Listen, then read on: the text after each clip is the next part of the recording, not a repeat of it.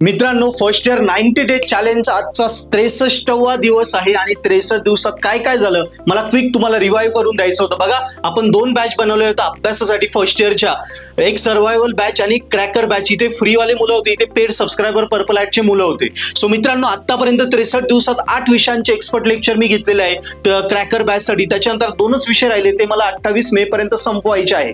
आता पहिल्यांदा सगळ्या विषयांचा स्टडी कंप्लीट झाल्यानंतर दोन्ही बॅचसाठी मी PYQ स्टडी सुरू केला. म्हणजे दोन्ही बॅचला मागचे जे लेटेस्ट पेपर आहेत त्यांचा स्टडी आपण करून घेतोय.